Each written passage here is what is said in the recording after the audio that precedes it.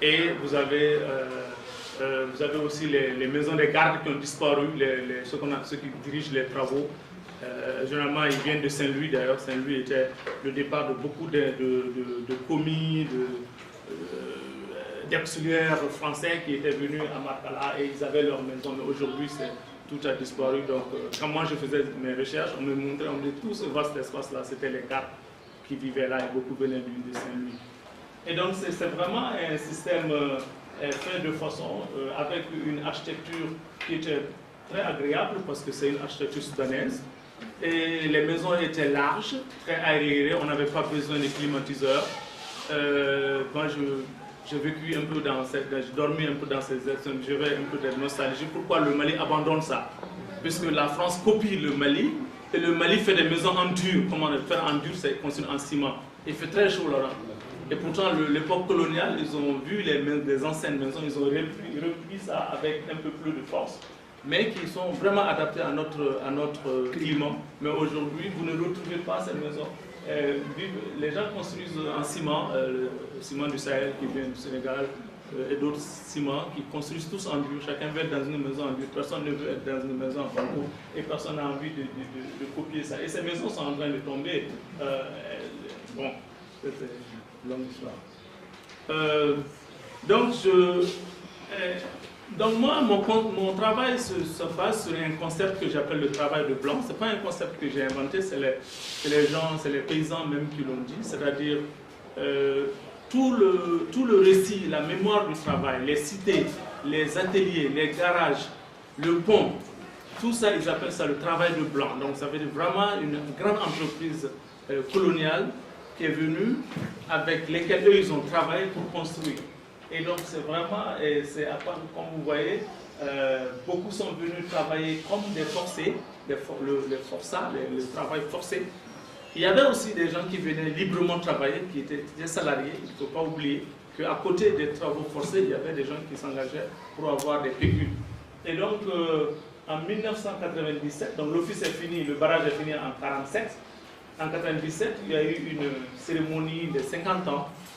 Et les populations de Makala sont plaintes qu'il n'y a même pas un monument de ceux qui ont construit. Hein. Et le gouvernement du Mali a fait ce petit monument qui n'est pas très visible. Mais bon. Donc c'est aujourd'hui encore un projet sur lequel le Mali compte pour être le grand producteur agricole en Afrique de l'Ouest. Voilà la ville où j'étais basé, Djabali, qui était à 120 km du barrage. C'était la ville qui était très prospère, avec un quartier, comme on dit, indigène, qui était très dynamique, parce que c'était aménagé suivant le plan européen, avec des larges rues, avec des angles droits, et chaque famille avait un lot de 50 sur 50, des grands lots. Bien sûr que ce n'est pas une famille, quand vous dites chaque famille, ça veut dire dans une construction, vous avez plusieurs ménages, mais quand même, c'était conçu pour chaque famille. Et Djabali, malheureusement, je n'ai pas pu avoir de photos, puisque j'ai rapidement fait mon texte à Nantes. Je suis en séjour, je suis en résidence à Nantes, et si j'étais au Mali, j'aurais pu trouver des jolies photos pour Djabali, mais donc, j'ai dit, Djabali, c'est rien que le lieu de mémoire, parce que c'est effectivement la ville qui a perdu tout de cette cité. Il y avait une grande cité aujourd'hui qui a apparemment disparu, sauf que les militaires ont repris une partie qu'ils ont aménagée, ils logent là-dedans.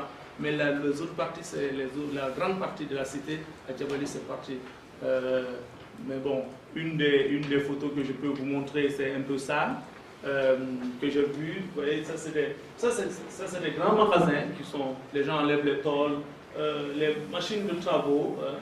On démonte les machines et on va vendre en Côte d'Ivoire, ils vont vendre au Cameroun, c'est de la ferraille, tout est repris. Et là, c'est assez intéressant.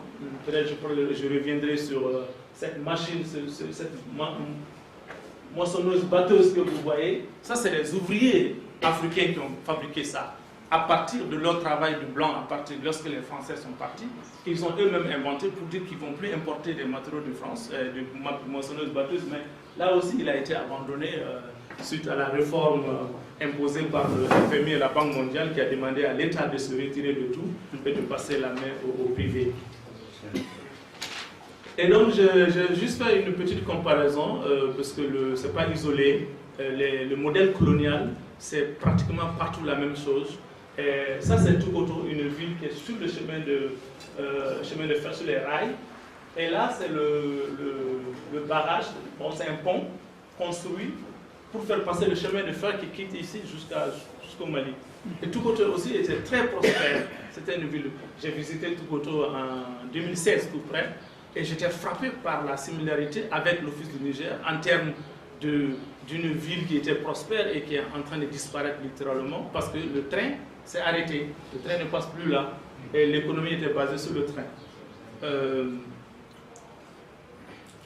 Donc vous voyez un peu une partie de Tokoto que j'ai pris les photos. C'est vraiment bon, c'est vraiment abandonné alors que c'était très prospère.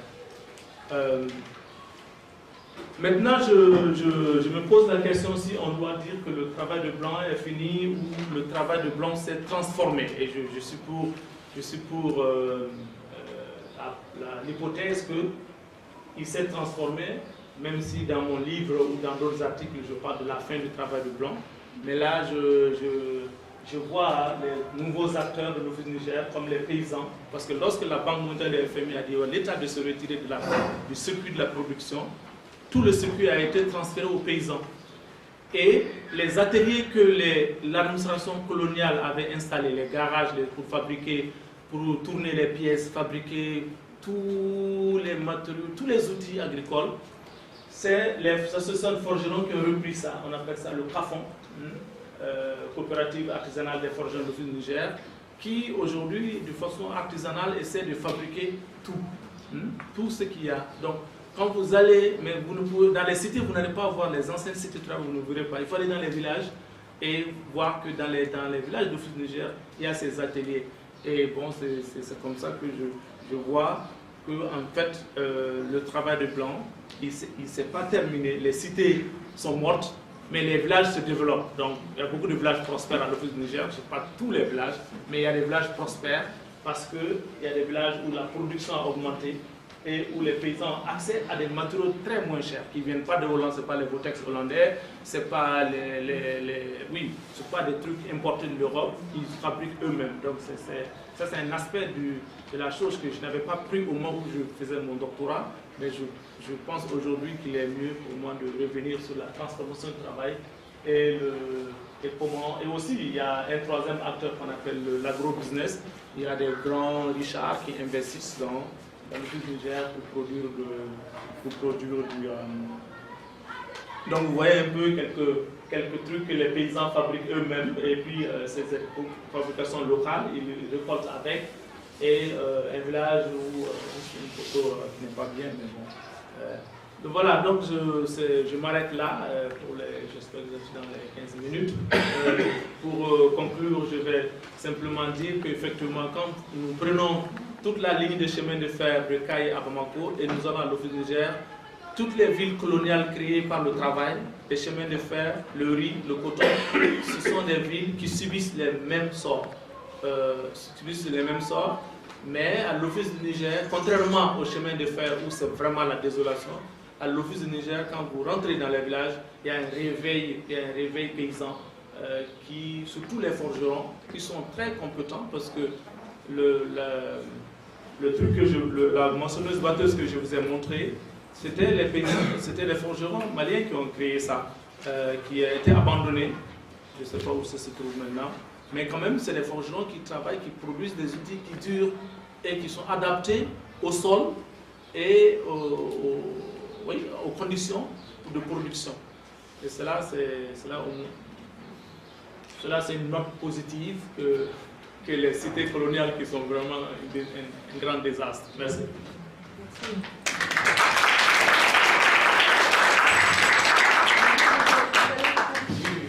Merci. Ma communication porte sur Kaolack et Kaffrine,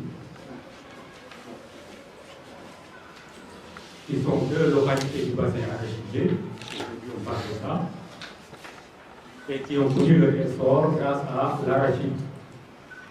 puisque je dois passer maintenant au PowerPoint.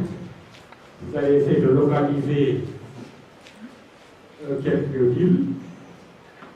Nous avons Malem-Hodar, Kaffrine, Kaolack et Foundiougne, parce que nous allons en parler par rapport à l'évolution donc de Kaffrine et de Kaolack.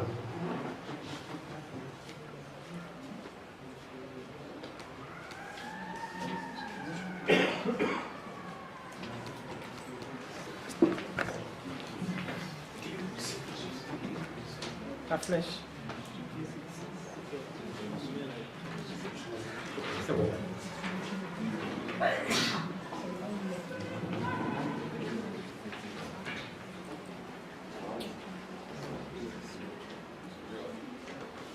Voilà. Ok, merci.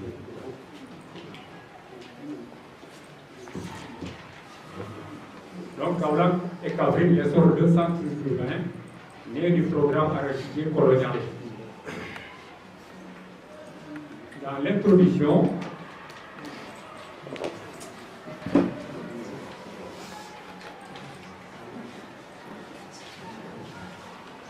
Sur la flèche. Voilà. En haut. voilà. On peut dire que Kaolack et Kaffrine sont deux localités situées sous le fleuve Saloum. La carte est partie, mais Kaffrine est sur ce qu'on appelle la vallée supérieure du Saloum.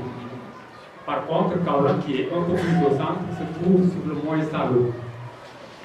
Et Foundiougne se trouve sur la partie qu'on appelle le bas Saloum. Malem-Hodar est un peu plus en haut, séparé de Kaffrine d'une trentaine de kilomètres. Mais tout ce qu'on, à partir de 1888, parce que la date est déterminante, c'est le début de l'installation coloniale française. Parce que vous savez que ce qu'on appelait les guerres religieuses, qui ont opposé le Saloum au Rif, ont pris fin en 1887, avec l'intervention de la colonne Corona-Villers, qui sont deux capitaines français, qui ont contraint Sayer Mati à se réfugier à Banjul, donc à Bates. Et à partir de 1887, le Sine et le Saloum ont signé le protectorat français. Donc à partir de 1888, alors le Sine Saloum entre dans le giron donc, français. Mais ce traité ne sera ratifié qu'en 1891. Et c'est pourquoi, pour certains, le début de la colonisation commence en 1888 au Saloum. Pour d'autres, c'est 1891, mais nous retournons 1888.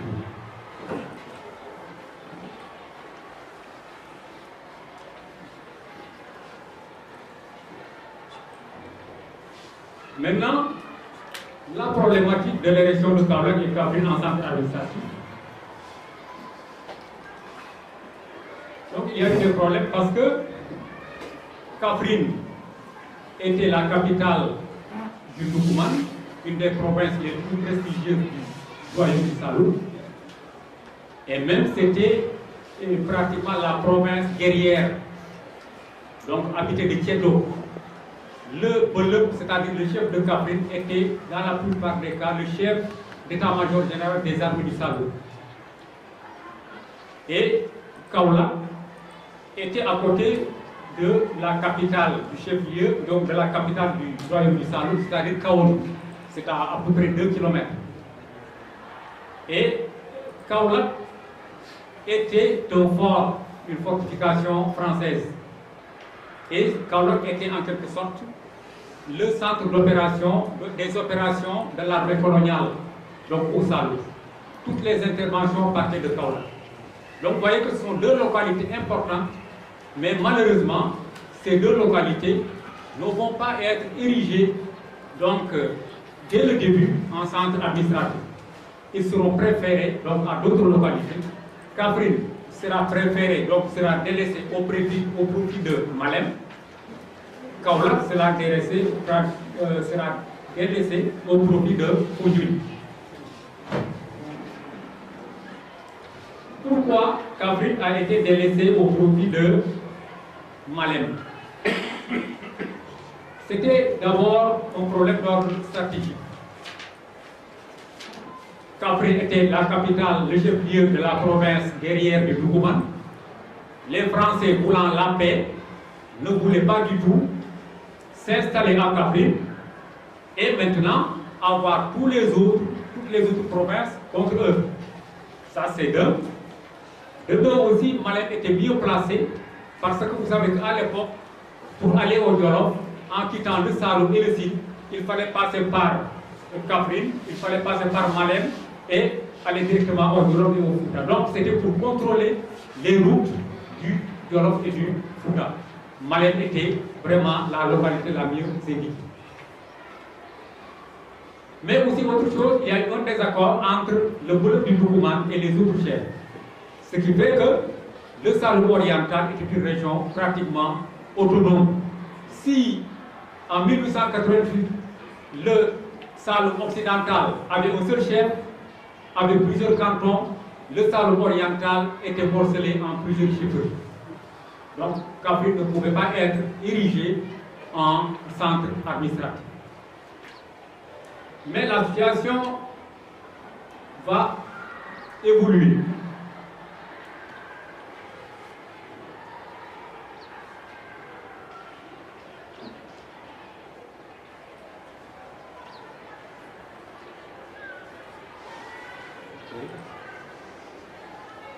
Donc, Kaolack et Kaffrine, centre administratif, première étape de l'urbanisation, la progression de la culture arachidière.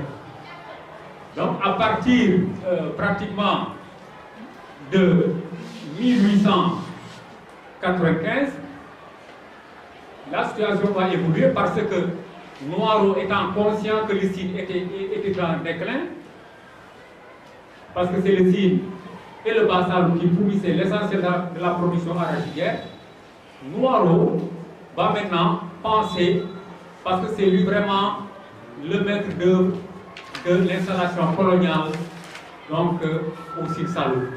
Parce que c'est quelqu'un qui n'est pas allé aux arts parce qu'il a fait la région. Il a voyagé avec le Bou Saloum Guédelboy en 1892. Il a traversé tout le Saloum pour aller au Jolof et il était accompagné alors du Bou Saloum Guédelboy et c'était pour barrer la route à Albouri. Parce qu'en 1892, Albouri était sur la voie du Soudan et il fallait maintenant essayer de l'attaquer maintenant pour l'arrêter. Mais malheureusement, le coup a été déjoué. Mais tout ça pour vous dire que Noiro connaît bien la région.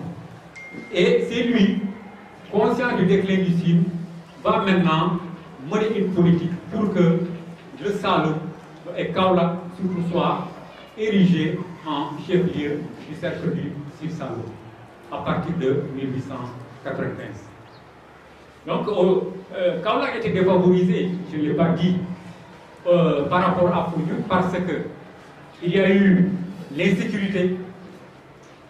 Alors que au niveau du Bas-Saloum, les interventions étaient beaucoup plus rapides, alors que Kaolack a des problèmes aussi au niveau de la navigation, parce que pour atteindre Kaolack, il y a la barre, il y a au niveau de Sangomar, il y a les seuils, il y a certains bateaux qui ne pouvaient pas du tout se déplacer donc, au niveau du fleuve Saloum jusqu'à Kaolack. Donc autant d'handicaps qui vont freiner en quelque sorte le développement de Kaolack. Mais à partir de 1891, avec le changement du centre de gravité de l'arachide, alors Kaolack sera érigé alors en chef-lieu donc du cercle du Sine Saloum. Kaffrine, à son tour, avec l'arrivée du chemin de fer et l'immigration des paysans et surtout mouillés, et l'arrivée également des traitants, va alors se prendre sa revanche sur Malem. Et à partir de cette période, 1912, alors le chemin de fer est arrivé à Kaffrine en 1911. Automatiquement, il y a eu l'installation des maisons de commerce, des Libano-Syriens. Et à partir de 1912 maintenant, alors l'administration coloniale va ériger Kaffrine en chef-lieu donc de la résidence du Saloum oriental. Donc voilà, donc, tout ça pour vous dire que autrefois donc relégués au second plan, Kaffrine et Kaolack maintenant vont gagner de l'importance en devenant des centres administratifs grâce à la progression de la culture arachidière.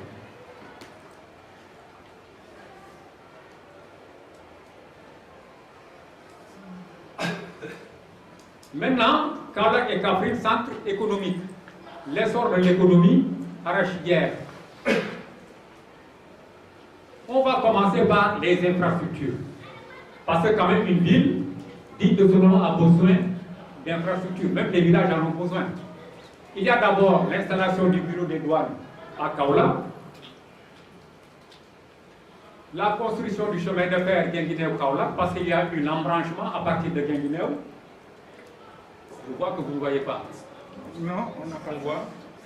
Le PowerPoint. Non, on ne voit pas ce que tu dis. Il y a réticence et toi tu es en train de parler de... Voilà, ok, c'est ça. Voilà.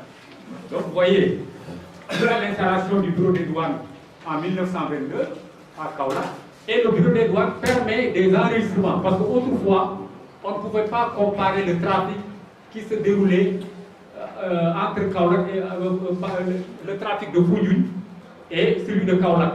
Mais à partir de 1922, tout est enregistré, et ce qui permet de voir l'évolution du port de Kaolack. Donc il y a aussi la modernisation du port de Kaolack, 1822-1831, la réfection des routes, il y a aussi l'utilisation du camion à partir de 1914, l'alimentation des deux localités en électricité, le réseau de distribution en eau en 1932, mais également la construction de centres de santé, parce que vous savez que c'était une région fortement affectée par de graves maladies, telles que la fièvre jaune, qui ne ménageait pas surtout les populations libano-syriennes et les populations européennes. Et d'ailleurs, c'est dans ce cadre que l'assistance médicale indigène a été créée à partir de 1905.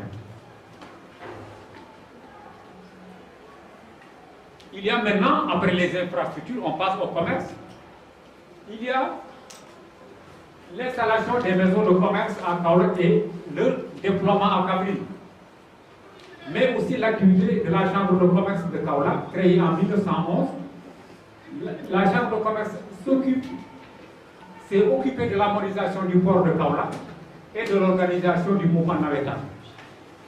Pourquoi? Parce que c'est l'association des commerçants, des négociants qui défendent leurs intérêts et qui gèrent pratiquement la situation et qui participent également aux investissements.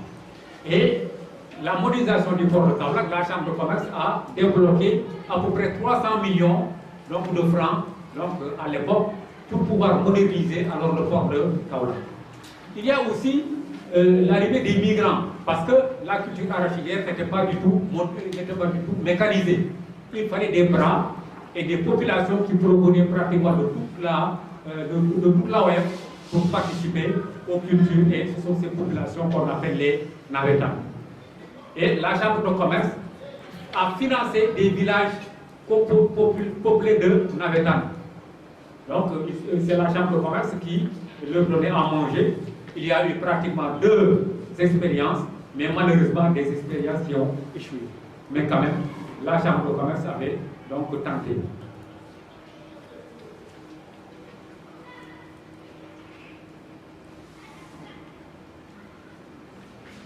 Il y a maintenant la diversification des produits arachidiers. Parce qu'au départ, les exportations étaient faites en arachide coque. C'est-à-dire les arachides n'étaient pas décortiqués. Mais à partir de 1924, la première huilerie du Sénégal va être installée à Kaolack. C'est l'huilerie Godard, donc à Kaolack. Et à partir de ce moment, les exportations se feront donc en coque, mais le tonnage a été réduit, mais surtout en arachide décortiqué, en tourteau et en huile, donc à partir de 1924. Parce que l'exportation des arachides décortiqués permettait de gagner en volume et en poids, parce que les coques occupaient beaucoup d'espace, et alors que ce sont pratiquement des produits qui sont dans la plupart du temps jetés. Alors que ces coques étaient également utilisées dans les huileries sur place et transformées en énergie.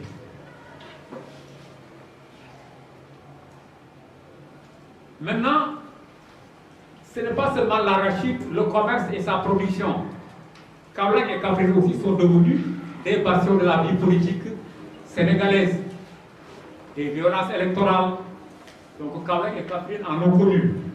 Mais ici, il y a deux périodes. C'est la période 1914 et 1945.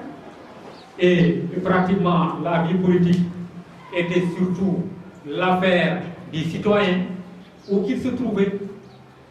Et l'écrasante majorité de la population était composée de sujets. Et vous savez qu'à Kaolack, pratiquement, ceux qui étaient électeurs, c'était surtout les commerçants originaires de Saint-Louis, donc de Rufisque ou de Dakar, donc de Gorée. C'était ces commerçants qui, alors, participaient à la vie politique. Mais il faut savoir que Kaolack a été érigé en commune de première catégorie en 1917, et vous savez que pour élire une commission municipale à l'époque, il fallait être au moins une commune de deuxième catégorie. Et c'est dans ces communes de deuxième catégorie, il y avait alors un conseil, une commission municipale avec des citoyens originaires des 4 communes. Mais il faut savoir que le CETIC, c'était la commission municipale, était dirigée par le commandant de cercle. Et c'est le commandant de cercle qui était le maire. Il était commandant de cercle, on l'appelait même l'administrateur maire. Il gérait tout le cercle, mais il gérait également la commune dans laquelle se trouvait alors le chef-lieu de cercle. Ce qui va entraîner d'énormes problèmes. Cette période est caractérisée surtout par les luttes entre Blaise Diagne et Blaise Diagne Galandou dans un premier temps, puis entre Galandou Diouf et Lamine Gueye. Mais il faut savoir que Kaolack et le Sine Saloum étaient à l'époque le bastion de Galandou Diouf. Pourquoi? Parce que Galandou Diouf était non seulement sérère, mais il était instructeur à Kaolack avant de devenir donc un homme d'affaires, c'est-à-dire un négociant à Foundiougne. C'est par la suite qu'il va déménager à Rufisque, mais malgré ça, vraiment, les populations de Kaolack le soutenaient, et ceci pratiquement jusqu'à sa mort. Donc entre 1945 et 1914-45, il y a deux faits, c'est-à-dire qu'il y a une commission municipale dirigée par le commandant de cercle, mais aussi il y a eu des luttes entre Blaise Diagne Galandou Diouf dans un premier temps, puis entre Galandou Diouf et Lamine Gueye. La période 45-60 maintenant, la situation va changer parce que la plupart des sujets vont devenir des citoyens, avec la loi Lamine Gueye de 1946. Par la suite aussi, il y a l'extension du droit de vote, au point que même les paysans qui se trouvent dans les régions les plus reculées étaient devenus des électeurs. Et pour ce qui est de la commune de Kaolack, le premier maire sera Ibrahima Seydou Ndao. Donc il est maire en 1956, mais il faut savoir que aussi c'était le président de l'Assemblée territoriale, donc depuis 1952. C'était une personnalité très influente à Kaolack, parce qu'il était un homme d'affaires, mais aussi c'était un homme riche et généreux, au point que, alors, il était adulé par les populations de Kaolack. Et c'est pourquoi il appartenait au départ au parti de Senghor, le BDS, qui va devenir plus tard BPS, avant de terminer par l'UPS, l'Union progressiste sénégalaise. Mais jusqu'en 1959, il faut savoir que c'est Ibrahima Seydou Ndao, le BDS et le BPS qui vont remporter les joutes électorales face à Lamine Gueye. Mais à partir de 1959, il va y avoir des problèmes au sein de l'UPS. C'était le parti de Senghor. Parce que Ibrahima Seydou Ndao était très influent à Kaolack, mais il dérangeait. Et il y a eu des jeunes qui étaient à côté de Senghor, et Senghor de manière implicite, alors les soutenait. Et c'est pourquoi il va y avoir des problèmes entre la vieille garde, dirigée par Ibrahima Seydou Ndao à Kaolack, et Valdiodio Ndiaye, qui fut alors ministre de l'Intérieur à l'époque. Et Ibrahim Seydou Ndaw va quitter l'UPS pour le Tidjansi qui va créer le parti de la solidarité sénégalaise. Mais malgré cela, alors, malgré ça, c'est l'UPS qui va remporter les élections et Ibrahim Seydou Ndaw, après sa retraite, donc de la vie politique, il a été exclu même de la vie politique, va céder sa place à Valdiodio Ndiaye, qui sera le maire de Kaolack et pratiquement le premier maire à l'indépendance. Car pour ce qui est de Kaffrine maintenant, les anciens sujets vont participer donc à l'élection électorale, mais cela leur permet alors d'élire ce qu'on appelle un conseil des notables. Et c'est le conseil des notables, parce que Kaffrine n'était pas encore commune, qui va voter le budget de la commune. Donc voilà, en résumé, vous voyez l'évolution de situation de région, donc de centre délaissé, donc de bourgades délaissés. Kaffrine et Kaolack sont devenus d'abord des centres administratifs, avant maintenant de devenir des centres économiques. Et maintenant, parce que la politique est liée à l'économie, ils vont devenir des bastions de la vie politique sénégalaise, et c'était en quelque sorte devenir incontournable au plan politique.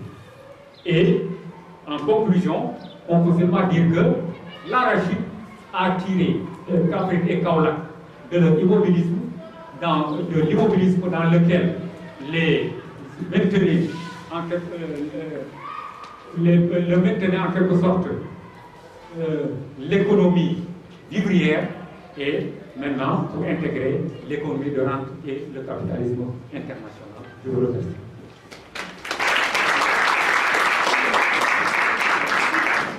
C'est de chicaner, si c'est tutelé, c'est pas juste. Comment ça se dit? C'est ça? C'est Chichakma. C'est titulé Fondation dans l'exposition du capitalisme européen dans la colonne de Côte d'Ivoire. Cissé est maître de histoire, de compétences histoire de l'Afrique à l'université Félix Houphouët-Boigny d'Abidjan en Côte d'Ivoire. Il est titulaire d'un doctorat d'histoire portant sur les thèmes migration et mise en valeur de la Basse-Côte d'Ivoire. Cissé est membre de l'équipe internationale chargée de la réduction de l'histoire générale portant sur l'Afrique globale. Alors, merci beaucoup. Pour le prénom, ne vous inquiétez pas parce que même les Sénégalais n'allaient pas prononcer mon nom de façon convenable. Je dis toujours Cherouna, alors que c'est Chikouna. C'est pas Cherouna, c'est Chikouna, c'est Cissé Chikouna. Voilà. Je ne suis pas sénégalais, je suis ivoirien. Alors, moi je suis un peu vieux jeu, c'est pourquoi je n'utilise pas le PowerPoint, mais rassurez-vous que je dirai l'essentiel de mon propos, et très rapidement. Alors, il me faut d'abord remercier les organisateurs de ce colloque-là, et surtout Boubacar Fadofon, qui m'a associé à ce banquet sur l'histoire globale. Alors, la question qui gouverne ma réflexion, c'est de savoir comment la France impériale transforme en centre une périphérie. C'est ça la question de cette recherche. Alors, quand je parle de périphérie, il faut bien comprendre que, selon les théoriciens de la mise en dépendance de l'Afrique, enfin du tiers-monde, j'allais dire, il y a le centre et la périphérie. Et là, je m'appuie sur les travaux de l'école brésilienne de la dépendancia, mais pas seulement, et vous avez ce concept qui a été acclimaté en Afrique, notamment par Samir Amin, l'Égyptien, mais aussi Walter Rodney, aussi qui a travaillé sur ces questions-là, mais aussi Boubacar Bari du Sénégal, qui explique un peu que l'Afrique a été insérée dans les circuits mondiaux du commerce, et que donc de ce fait-là, on a créé un centre d'Europe, l'Amérique, enfin l'Occident, et les périphéries, c'est-à-dire l'Asie du Sud-Est, l'Asie en fait, de façon globale, mais aussi l'Afrique.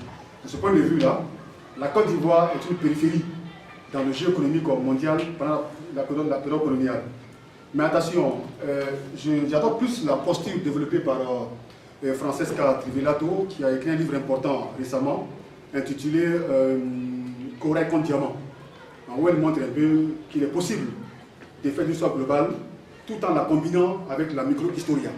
Donc cette approche me permet justement de voir un peu comment Bassam, qui est comme la Côte d'Ivoire, qui est une périphérie, arrive à faire émerger Bassam, qui devient le centre de l'activité économique coloniale en Côte d'Ivoire. Et c'est ce propos que je veux surtout, enfin c'est cela que je veux surtout montrer. Alors, Bassam, Grand Bassam, c'est au sud de la Côte d'Ivoire. Alors, la Côte d'Ivoire est une colonie française depuis 1893. Mais c'est une colonie que la France garde finalement par dépit. Parce qu'il faut rappeler qu'en 1873, la France a proposé un deal justement à la Grande-Bretagne. Alors, parce que la France se taille la part du lion en Afrique de l'Ouest, mais malheureusement, la partie que la France obtient après les conquêtes, c'est la partie la moins riche de toute l'Afrique, notamment celle contrôlée par les Anglais. Donc les Français disent ceci aux Anglais: écoutez, vous avez la Gold Coast, actuelle Ghana, et nous avons la Côte d'Ivoire.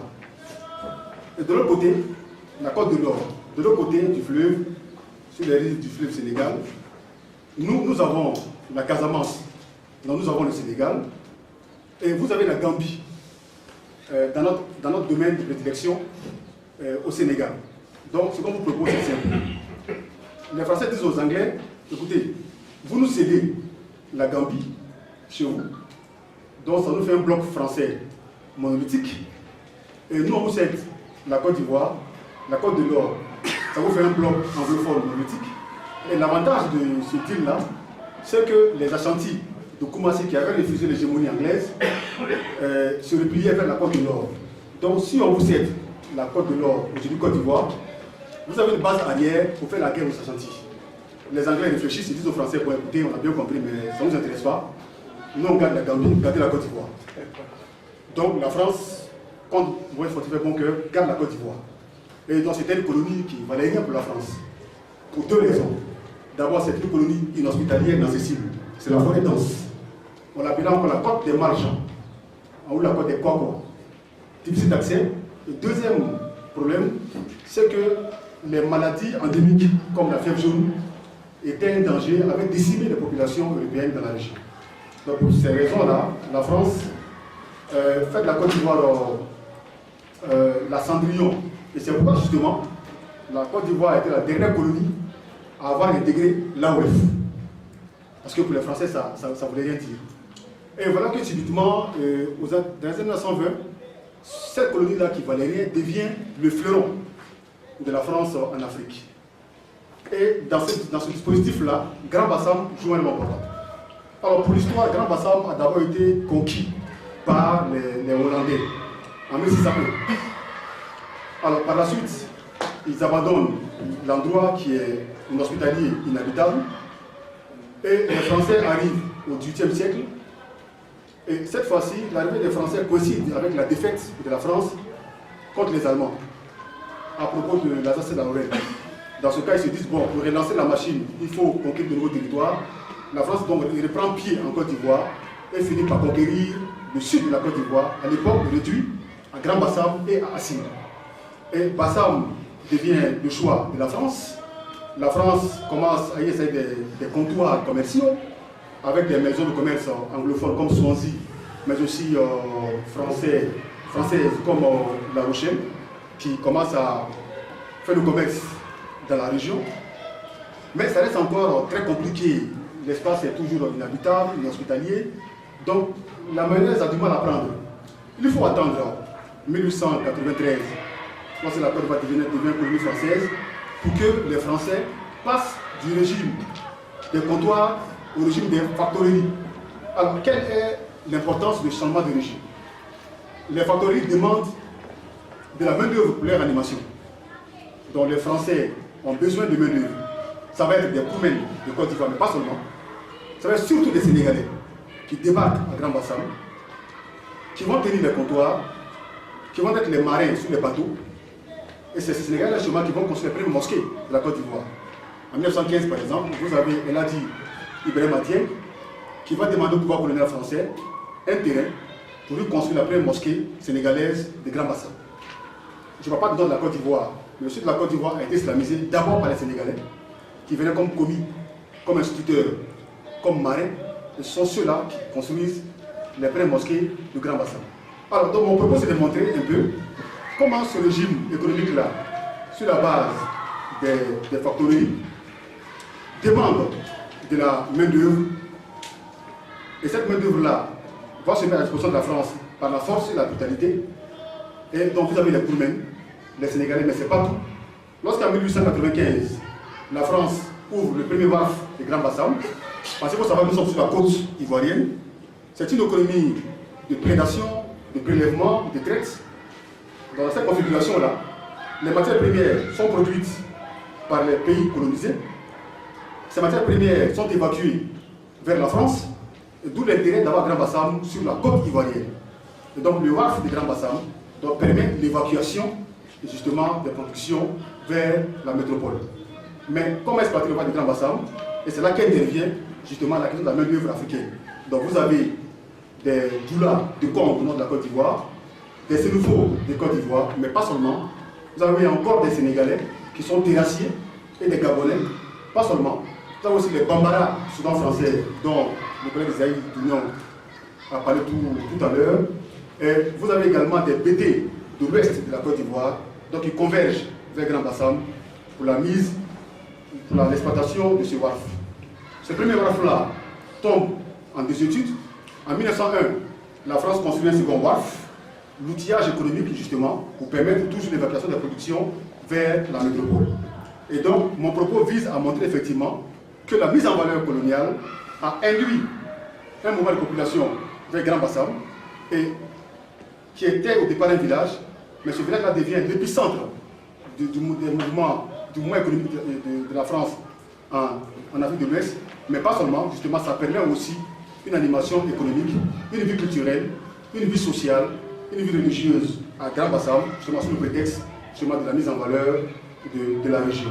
Donc vous allez voir que justement, lorsque Bassam commence à émerger, les pionniers de la conquête, je pense notamment à Louis Gustave Binger, qui n'est pas le seul, je pense également à Raphaël Antonetti, qui a écrit un livre important, La Côte d'Ivoire, porte d'entrée du Soudan en français, en 1921, pas seulement, mais aussi le gouverneur Clausel, de la France, qui tous sont excités sur le fait, si la France veut garder l'Afrique de l'Ouest, si la France veut avoir un poste économique avancé dans la région ouest africaine, francophone j'allais dire, il faut bien qu'elle s'appuie sur Grand Bassam. Donc ce fait-là devient le point névralgique, si vous voulez, l'épicentre du commerce colonial sur la côte ivoirienne. Et Bassam, qui était au départ une localité ivoirienne, devient une ville africaine globale, parce que Bassam attire dans son orbite des populations venues de partout en Afrique de l'Ouest, notamment, comme je l'ai dit tantôt, des Sénégalais, des Libériens, des Gabonais, mais aussi des Européens, pas seulement français. Vous avez à Bassam des Allemands, des Anglais, au début du XXe siècle. Et c'est tout ce monde-là, justement, qui permet de faire de Bassam une ville globale, au sud, justement, de la Côte d'Ivoire. Et c'est ce que j'appelle un peu les identités métisses dans la région. Mais j'ai oublié une catégorie importante, ce sont les doulas. Ce sont des commerçants malinqués qui, dès le XVe siècle, ont commencé leur descente vers les franges de la forêt ivoirienne. Ces doulas-là échangent des produits, la cola contre le sel, mais surtout, les doulas échangent aussi du sang. Contrairement aux Peuls, qui font des mariages endogamiques, excuse-moi ici, les Peuls font des mariages endogamiques, les doulas échangent des produits, mais aussi du sang. Et ils épousent des femmes de la forêt ivoirienne, justement, et ça crée une sorte d'identité métisse sur la côte ivoirienne.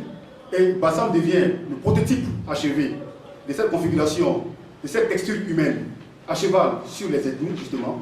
Et le feu de Bassam va faire tache d'huile. Et toute la Côte d'Ivoire d'aujourd'hui a suivi ce modèle-là de peuplement par Grand Bassam. Et vous avez dans toutes les villes de la Côte d'Ivoire des Doulabougou, mais pas seulement. Vous avez également des Wolfobougou en Côte d'Ivoire pour faire référence aux Sénégalais. Pas seulement. Vous avez aussi des Mossibougou pour faire référence à la migration des Mossi vers la Côte d'Ivoire.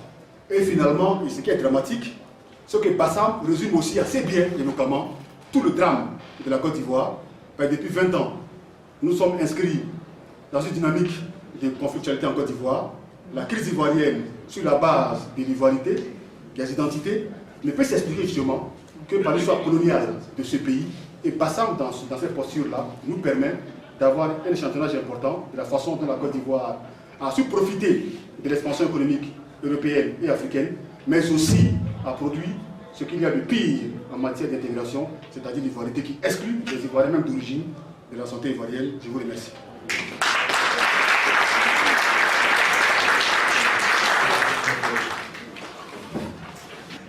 Merci beaucoup.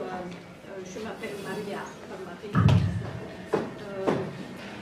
C'était un plaisir de lire les textes, un double plaisir d'ailleurs, parce que pas seulement de lire les textes préparés, mais aussi parce que j'ai des expériences dans les différentes cités où il y a comme l'a fait Charles Mayer ce matin,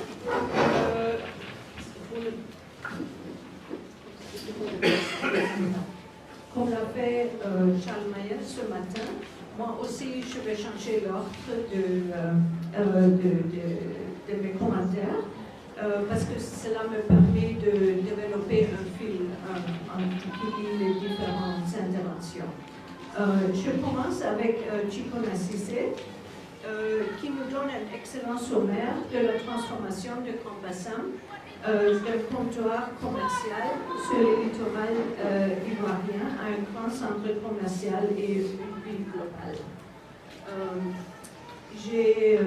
Bien que la souveraineté de Grand Bassam fut cédée à la France en 1842, ce n'était qu'à la fin du siècle que les activités économiques ont commencé à prendre d'ampleur.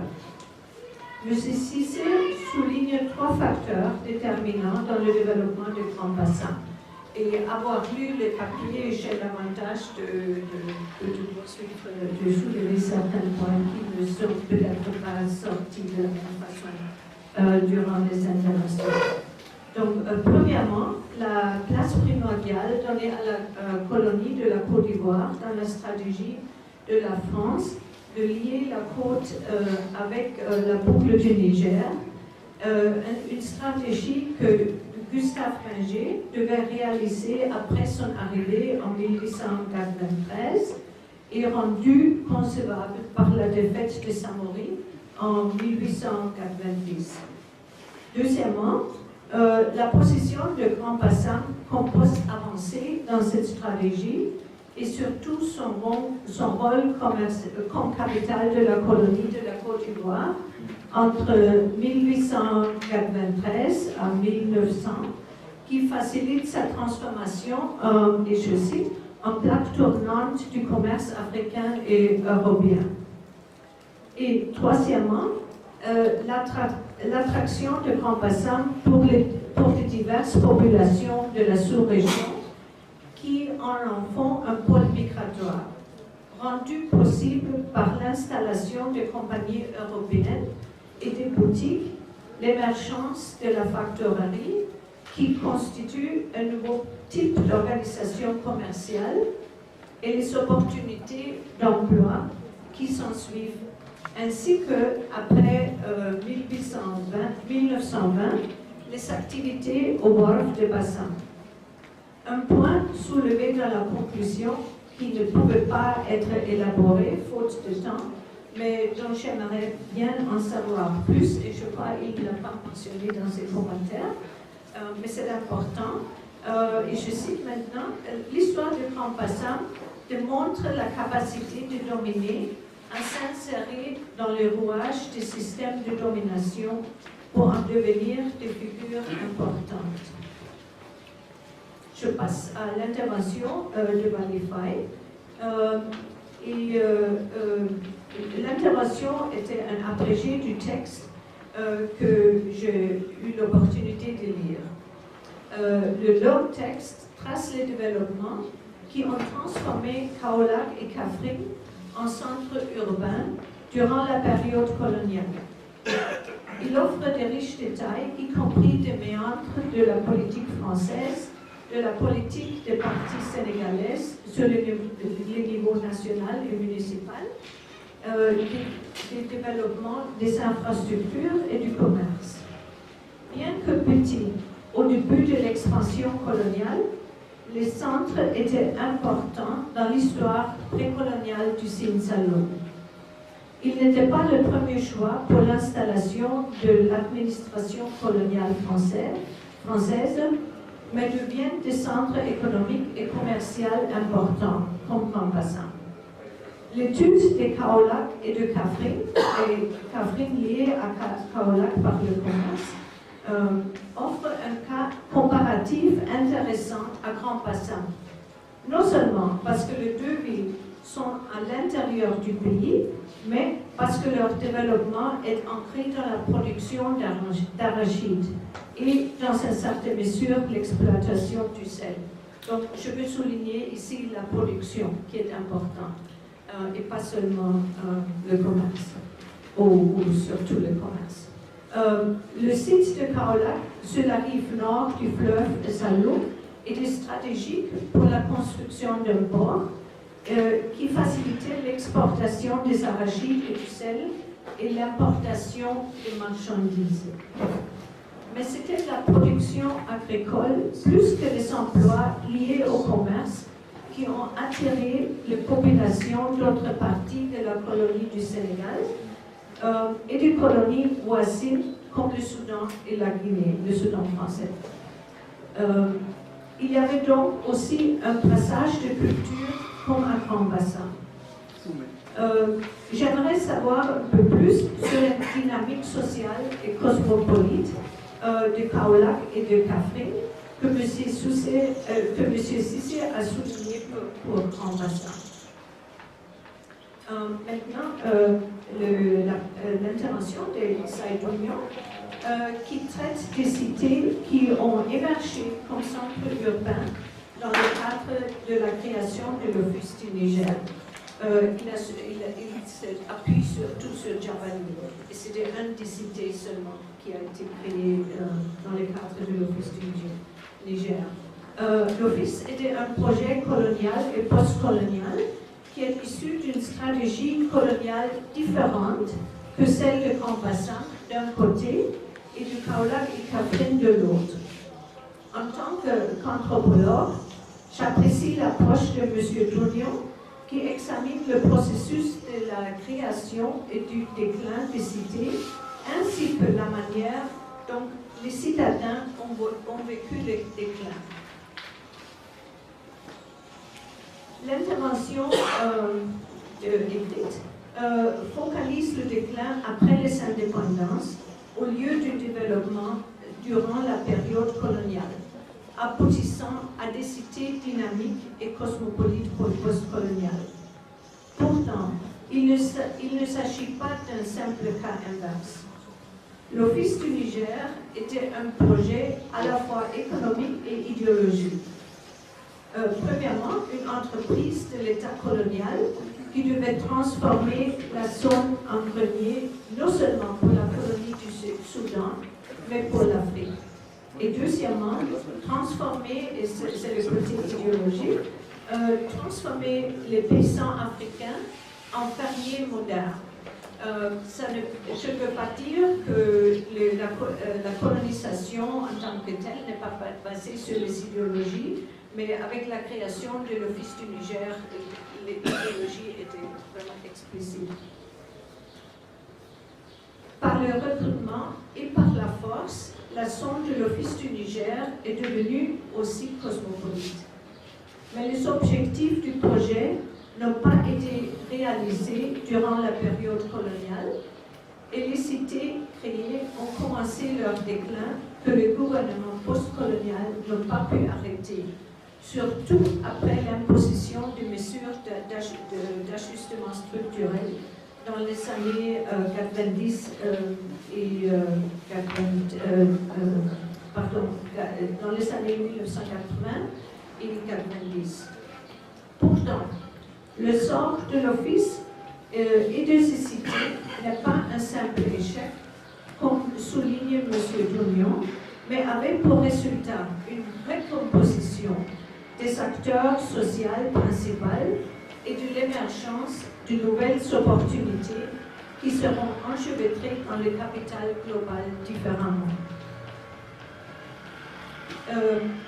Ce matin, Brandon Finn m'a préparé le terrain ce matin pour les questions que je voulais soulever et les sujets pour les débats. C'est-à-dire, puisque les concepts sont importants, j'aimerais demander qu'on réfléchisse en premier lieu sur les choix des termes utilisés. Monsieur Cissé parle de ville globale, Monsieur Faye parle des centres urbains et Monsieur Dunion utilise les termes cités. Donc, sur quoi sont basés ces différents concepts? Quelle est la différence? Et puis, est-ce que ce choix est dû aux différences essentielles? Deuxièmement, est-ce que nous pourrions donner plus de spécificité au global qui s'est développé durant la période coloniale? Dans quelle mesure est-il similaire ou différent du global avant la colonisation, étant donné que les connexions translocales et transrégionales existaient bien avant la colonisation? Et dernièrement, quelles leçons pourrions-nous tirer des trois cas pour le raffinement des théories en études urbaines et globales, ainsi que pour les approches aux études des villes? Donc, je fais la connexion avec la discussion de ce matin.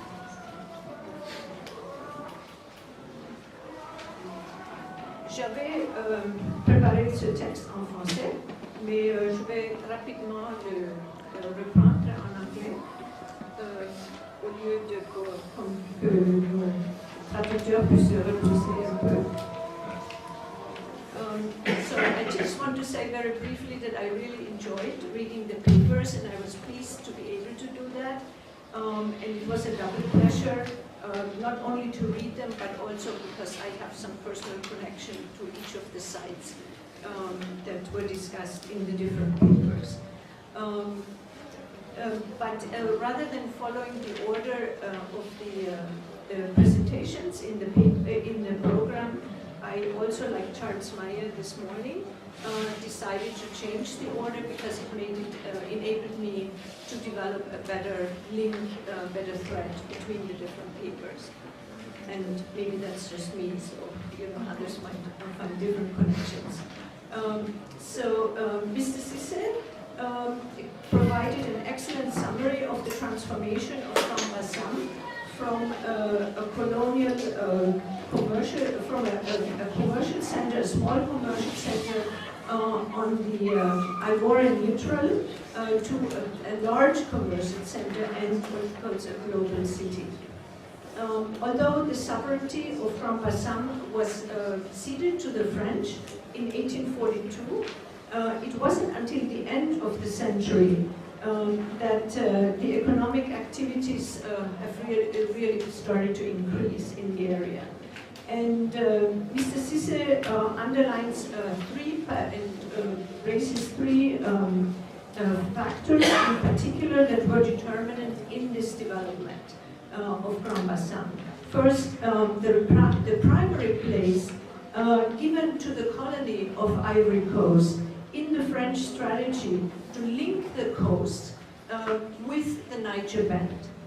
A strategy that Gustave Benguet had to realize or received instructions to realize when he arrived in Côte d'Ivoire in 1893, and that was further enabled by the defeat of Samori in 1898.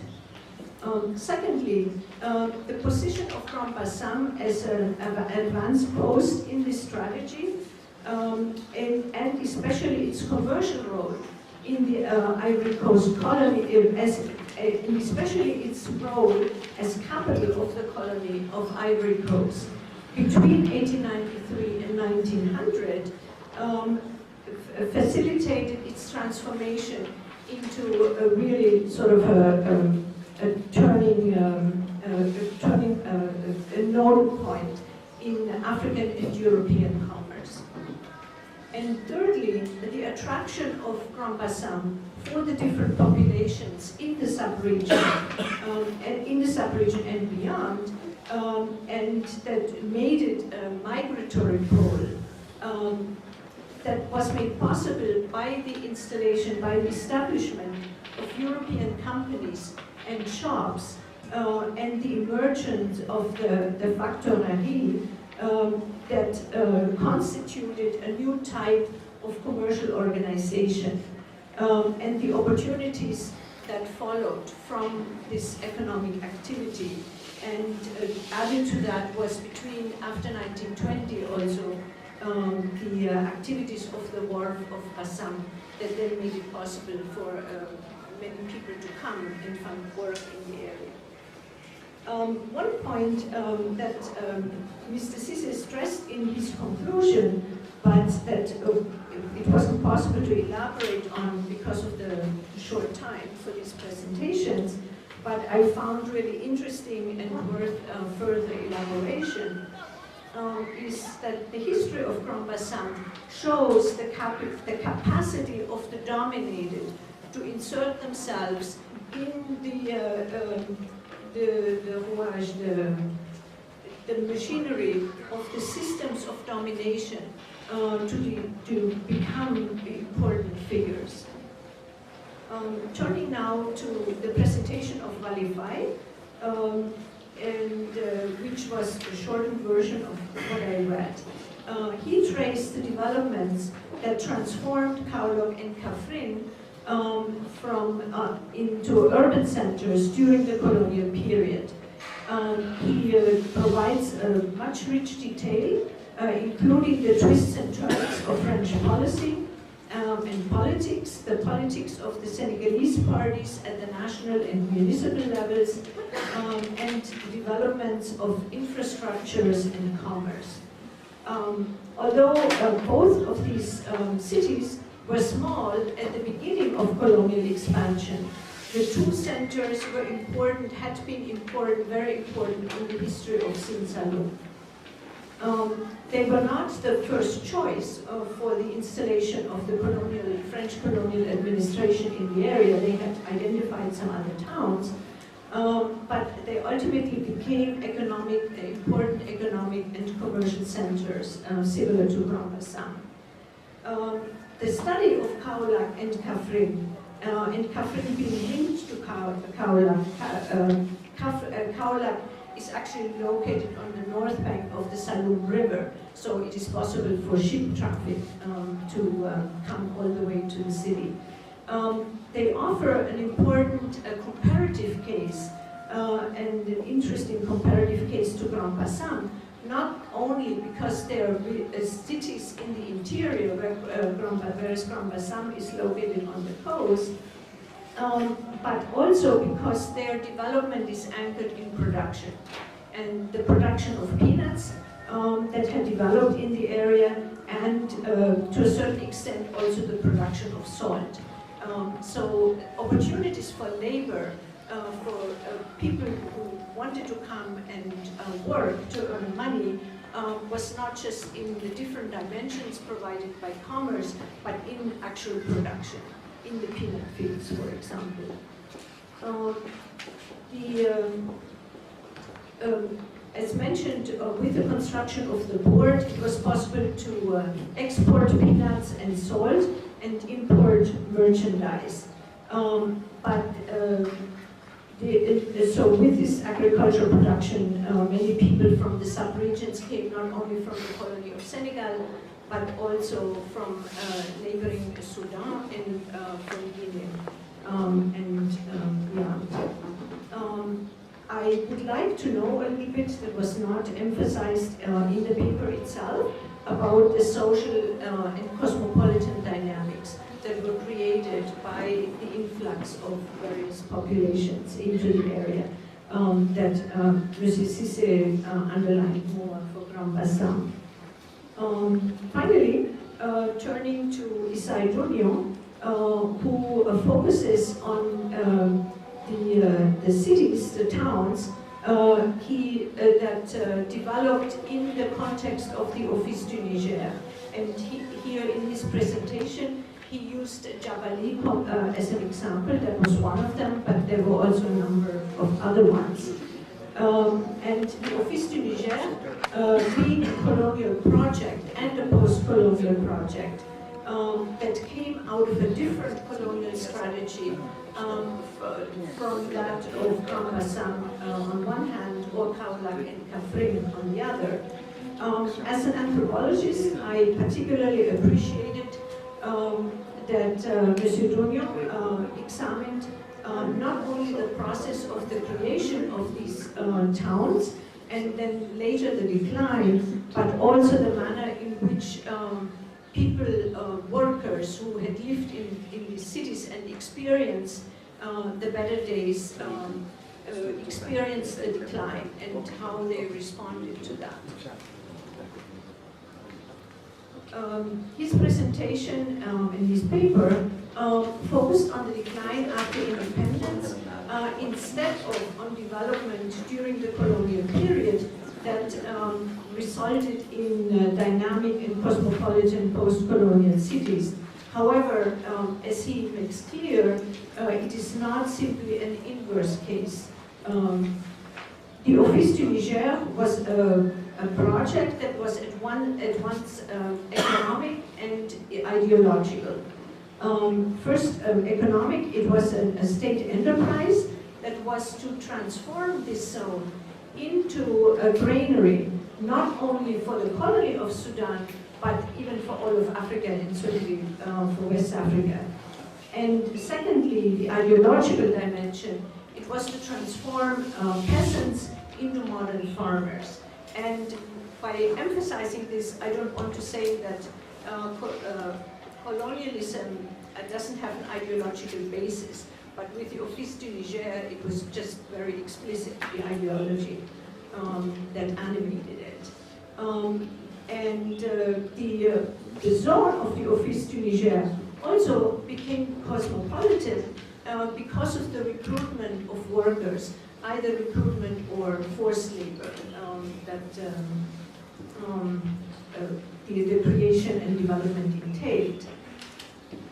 But the objectives of the project were not realized during the colonial period, and also not by the post-colonial governments, neither Modibo Keïta nor Moussa Traoré, who followed him. And as Issa Dognon points out, structural adjustment intervened. We don't know what might have happened in the 1980s if structural adjustment measures hadn't been imposed in the 1980s and 1990s that made, as he put it in the paper, the office basically just a vendor of water. That's what it was reduced to. However, the outcome of the office and the cities and towns that were created are not a simple failure, because as he points out, it resulted in a recomposition of social actors, of the principal social actors, and the emergence of new opportunities that will be implicated in global capitalism in a different way from before.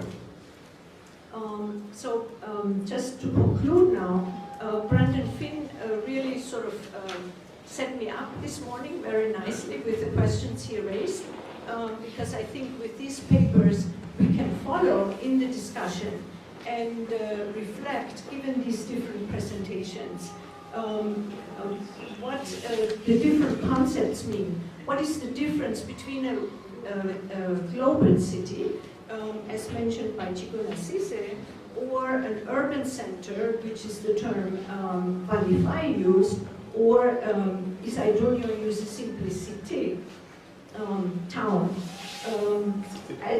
Cité?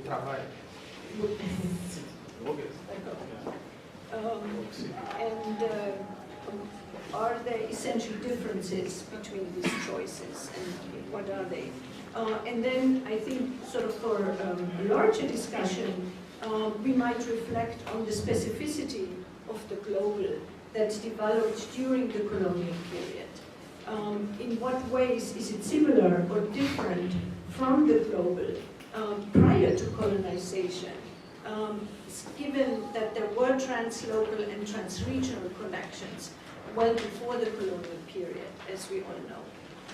And lastly, what kind of lessons can we draw on, can we pull from these different cases in order to refine urban and global theories, theories in urban and global studies for approaches to the city.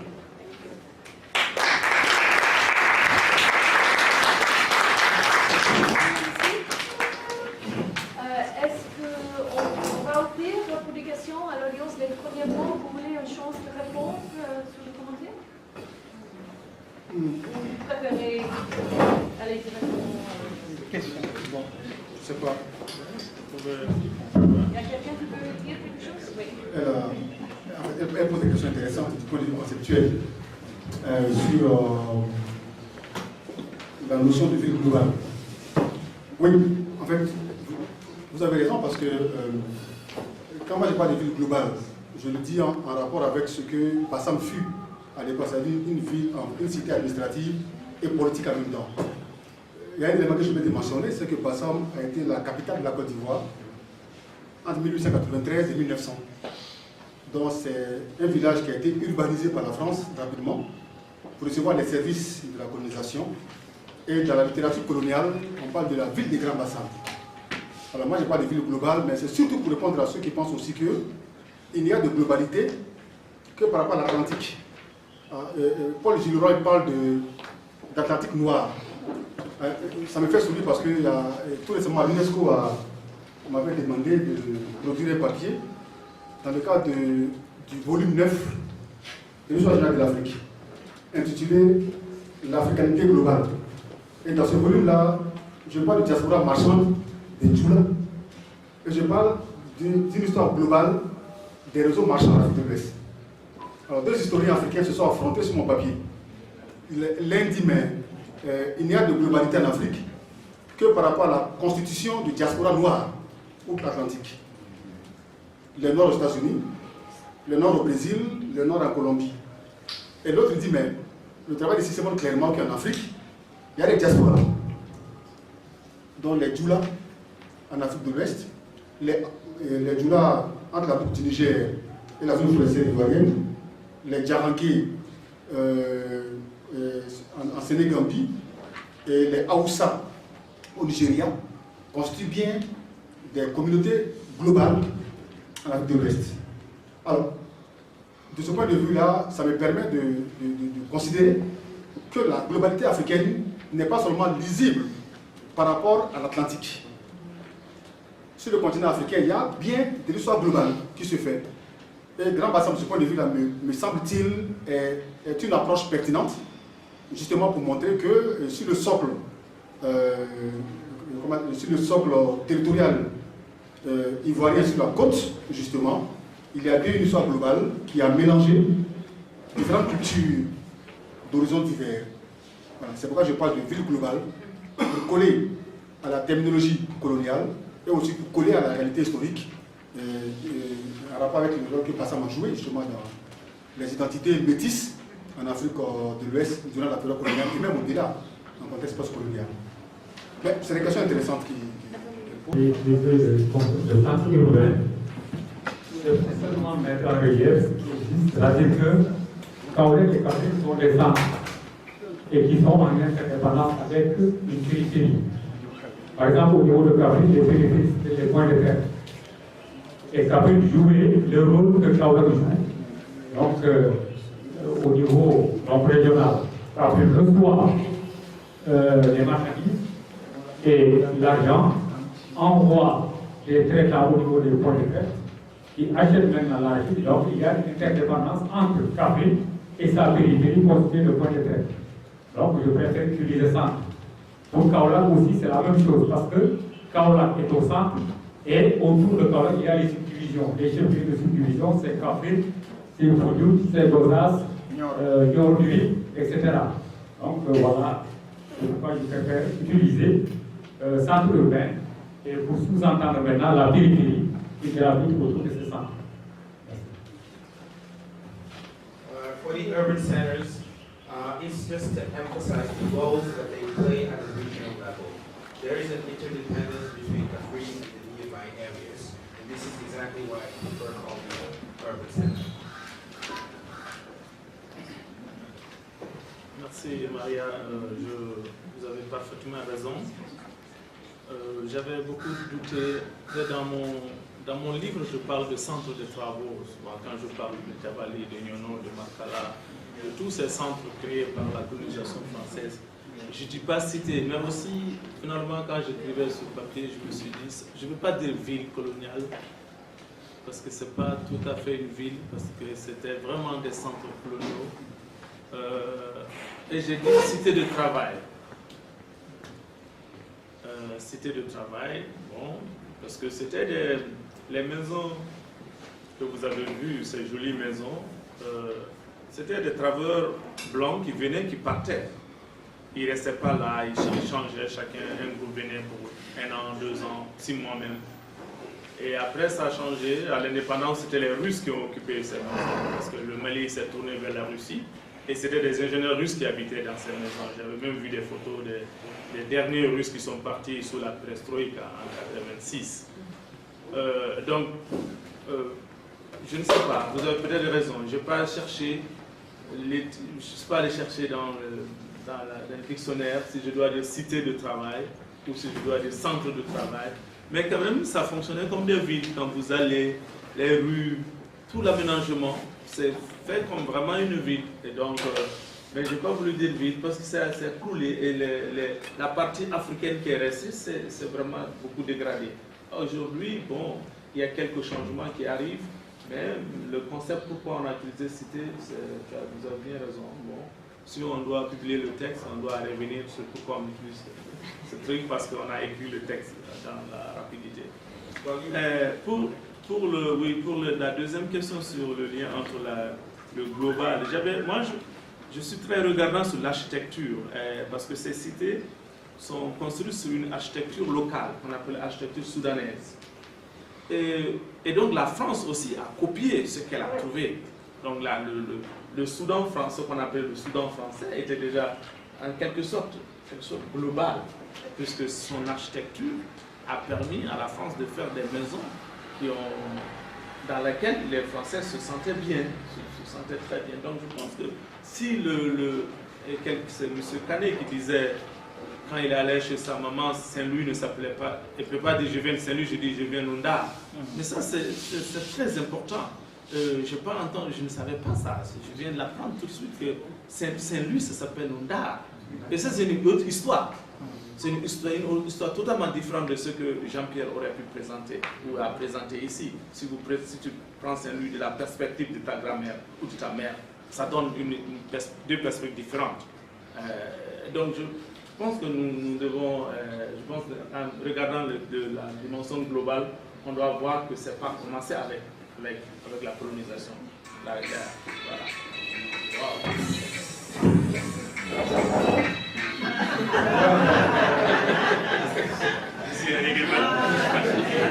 In my book,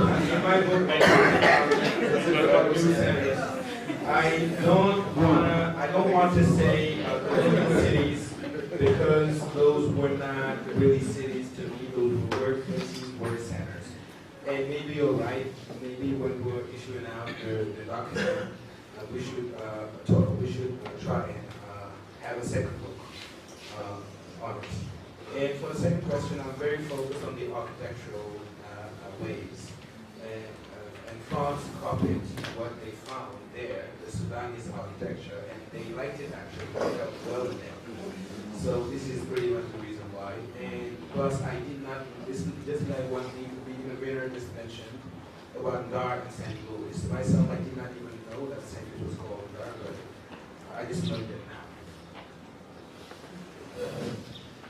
Okay, terrific. now I'm going to actually open it up to the audience for questions and comments. We'll take 2 or 3 and then ask our translators to translate whichever language they were in, and then have our respondents answer. Please, if you ask a question, whether it's in English or French, please say your name, that would be helpful, and where you're coming from. Alors on va commencer avec les questions de l'audience. Si quand vous demandez quelque chose, si vous pouvez nous dire votre nom et aussi d'où vous venez. Et on va prendre 2 et 3 et après les traduire et donner la chance à l'opérateur de demander. Alors, il y a des questions? Alors, 1, 2 et 3. Alors. Okay, Sven Becker, Harvard University in the United States. And I have a very simple question, but it came up in my mind when I listened to you talk. And this is any city in the colony a colonial city, or is a colonial city a particular kind of city within the colony?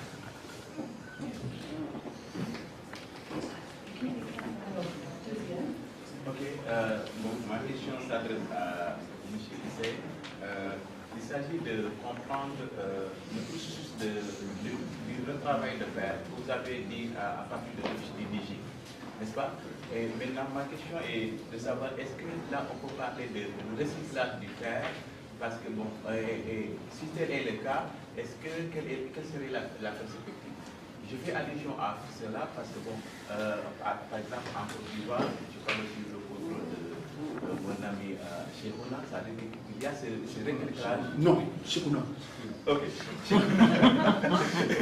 Il y a ce processus de recyclage du fer qui se fait en Côte d'Ivoire. Est-ce qu'on peut, à partir de la décadence des cités coloniales, on peut parler de recyclage du fer? Je crois que c'est fini pour maintenant et on revient après. Vous pouvez traduire? Voilà, question Alors, premièrement, traduction de la deuxième question, s'il vous plaît. Je réponds d'abord à la deuxième question sur le CAFON. En fait, je montre le processus historique. Il y avait les ateliers européens. C'était le machinisme agricole.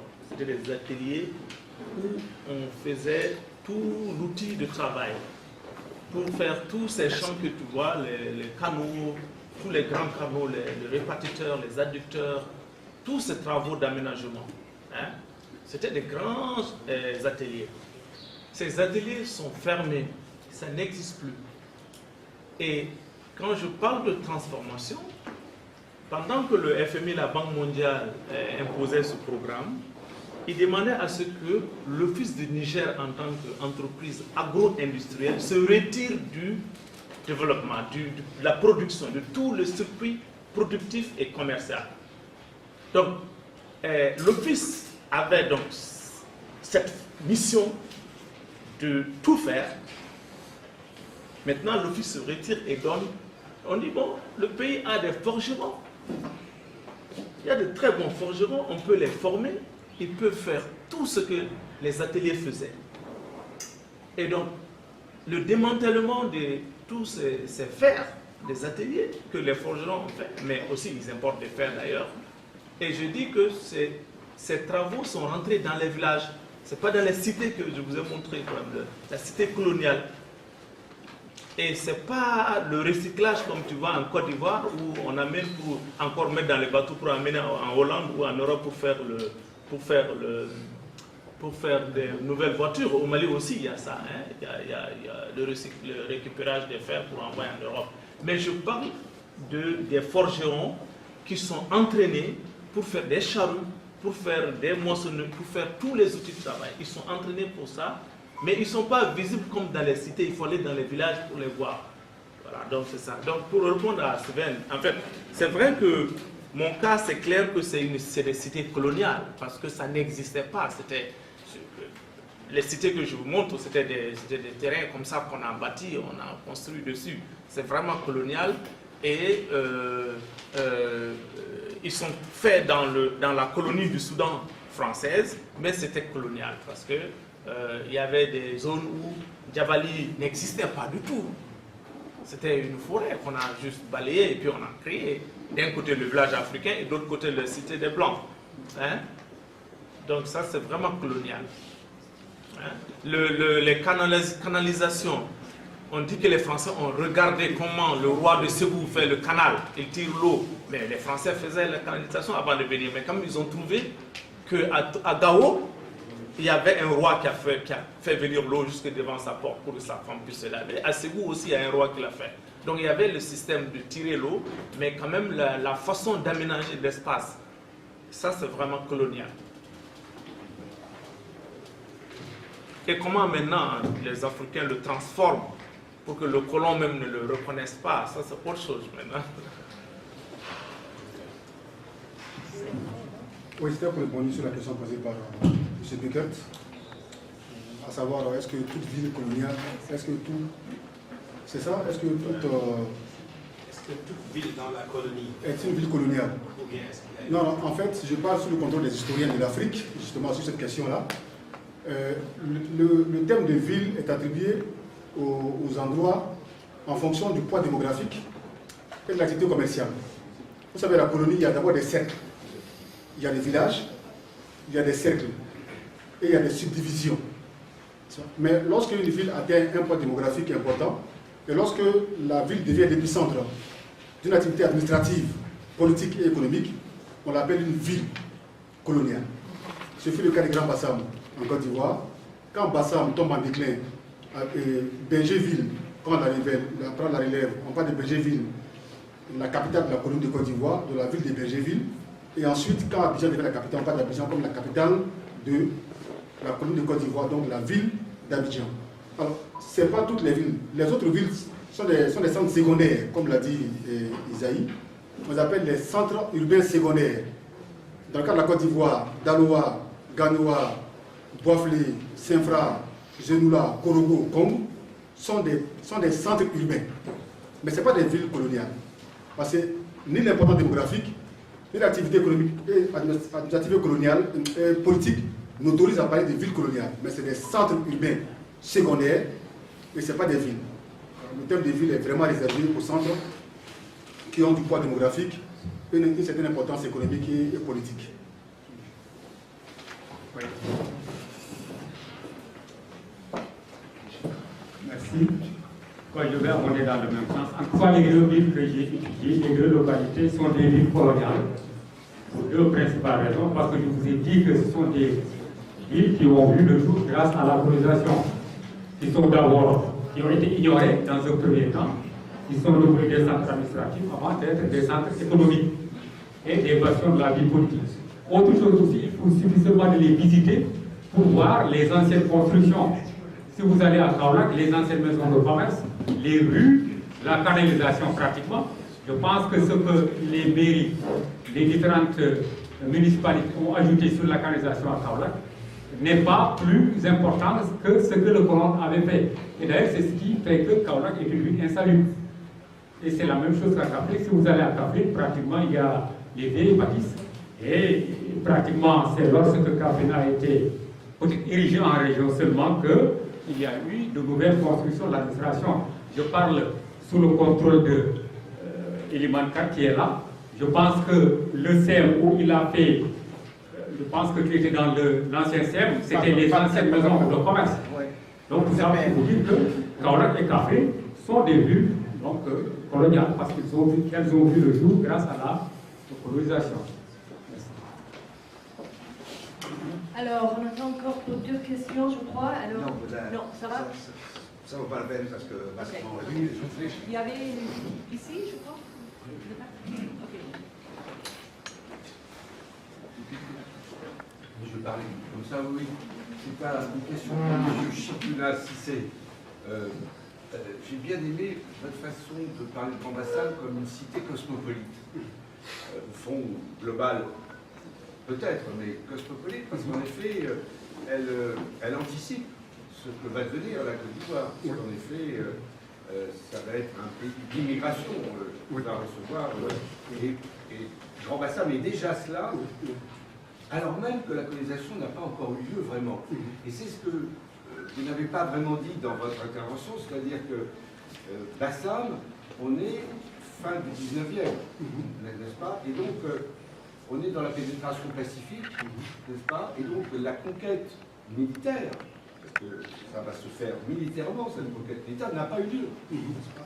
Et donc on est dans une espèce d'entre-deux où, comment dirais-je, Grand Bassam en effet est quelque chose de différent d'un comptoir de commerce, mais il reste dans une sorte d'économie mercantile, malgré tout, puisque ce qu'il exporte, c'est quoi? C'est de l'huile de palme et du caoutchouc.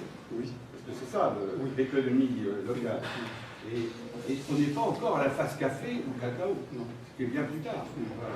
Donc en tout cas, moi je trouve que c'est ça qui est important, c'est le fait que cette cité soit une cité qui rassemble en effet très vite des gens venant des pays à côté, voisins, et aussi des gens venant d'autres ethnies de ce pays. Et ce qui est intéressant, c'est que précisément au tournant du XXe siècle, il y a des épidémies de fièvre jaune. Et toute la population de Grand Bassam y passe. La population européenne, si tu veux préciser. Comment? La population européenne. Oui, mais non. Surtout. Pas seulement. Il n'y a pas que les Européens qui passent, il y a encore. Et c'est là où c'est intéressant, c'est que vous allez au cimetière de Grand Bassam, il y a les noms de gens qui ne sont pas européens, qui viennent d'ailleurs. Voilà, donc on est. Il n'y a pas que les Européens qui sont morts. Non, il y a des populations locales qui meurent aussi. Et on laisse tomber en Grand Bassam et c'est fini. C'est une histoire qui finit dans la fièvre jaune. Okay, so I'm going to quickly ask for a very short translation, and then we'll move on. Can you quickly summarize? Okay. For the question, can we talk about iron recycling and what we mean in the simplest way? European workshops in which urban planning. So there were European. Je suis pas le seul.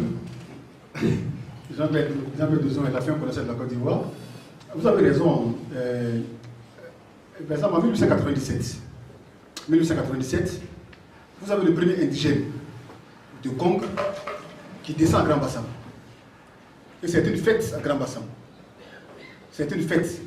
Les gouverneurs ont dit, mais si on a pu faire descendre un indigène de Congo au nord de la Côte d'Ivoire, 1000 km vers Bassam, cela augure des jours meilleurs pour l'économie coloniale.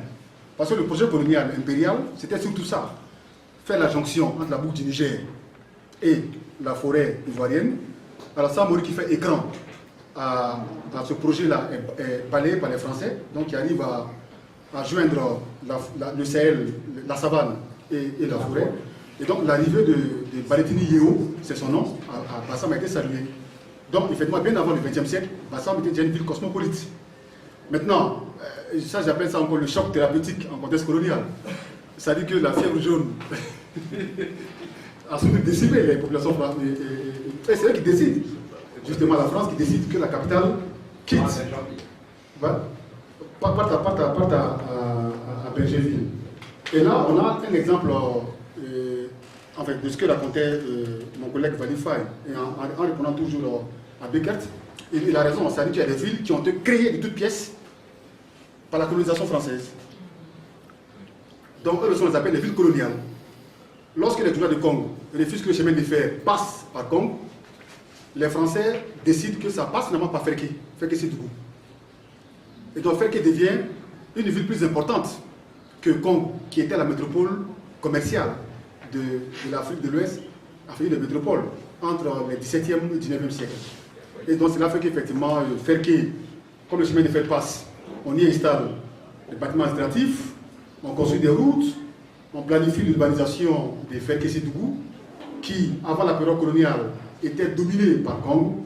Lorsque les Français font passer le chemin de fer par Ferké, Ferké supplante Congo, donc Ferké devient une ville coloniale, c'est-à-dire une ville construite des mains, de toutes pièces par le pouvoir colonial français. Et là, donc, du point de vue, on parle de villes coloniales, dans la nomenclature justement des villes africaines en période coloniale. Okay, when Mr. Jean That I think we're at time. We're half an hour over. We started a half an hour late, so I think we can thank our presenters for doing a fabulous job. Merci beaucoup pour tout le monde, présentation.